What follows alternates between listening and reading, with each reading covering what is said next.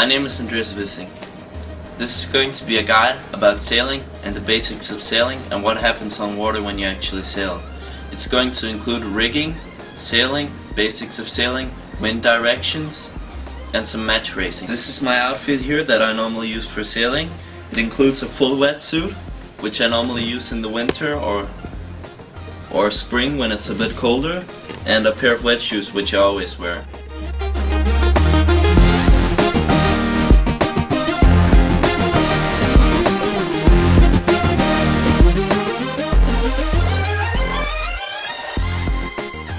Rigging is an important part of sailing, and understanding your rig is even more important. Here you can see we've attached the floater at the top of the mast to prevent the boat from turtling when capsizing. Now we're getting ready to hoist the mainsail. As you can see, we're attaching the main halyard to the header of the sail where we attached the floater before. So now that we got our main halyard attached, let's hoist the mainsail. The front of the sail attaches to the mast. As you can see, you feed it in through this little hole until it's all the way up. It is very important to feed it properly into the hole, otherwise you may damage the sail.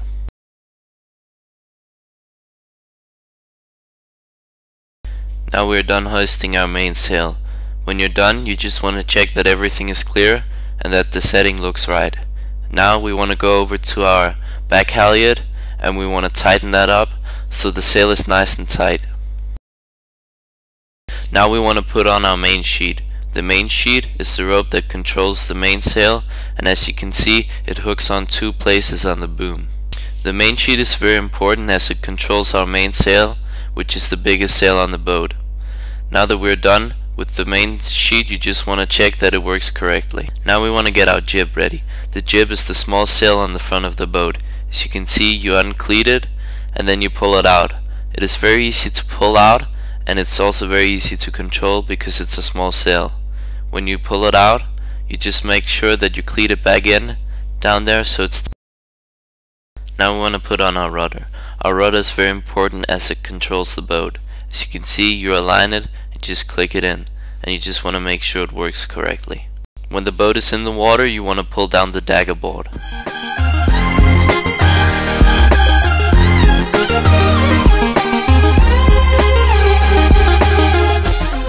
Before we go in the water, you just need to know a little theory about wind and wind directions. As you can see, there are many directions you can sail in and a lot of different words or terms to use for these directions. But there's one direction you can sail, and that's head to the wind, or called in irons. This is a so-called dead area where you won't move anywhere because you won't have any pressure in your sails. As you can see, when you're running or going downwind, you will have your sails all the way out, and you might even have one to each side to maximize pressure in the sail. When you're sailing broad reach, you want to have your sail about 3/4 out, and when you're beam reaching, you want to have them about 2/3 out, and when you're close reaching, you want to have them about 1/3 out, and when you're close hauled, you want to have them all the way in.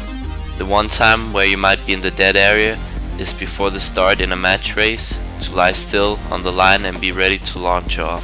So now that you know a bit more on how to trim your sails, we'll take it on the water.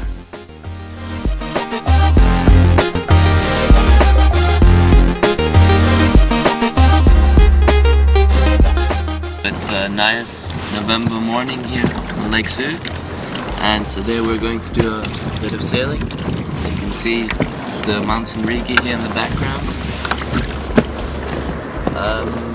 We have alright wind conditions. Definitely enough to be sailing, and let's get to it. The first move that you need to know for sailing is a move called the tag. This is a move where you'll be sailing upwinds and you'll be turning to the other side of the wind. And as you can see, here I'm sailing upwinds and I'm getting ready to do the tag. Moving up on the side of the boat, and now I'll be ready for the tag. As you can see, push the tiller away, go to the other side of the boat, put the sheet in my other hand, pull in, tiller in the other hand, and I gain a bit of speed and move forward in the boat. And when I have enough speed, I'll start actively balancing the boat again, moving over to the side.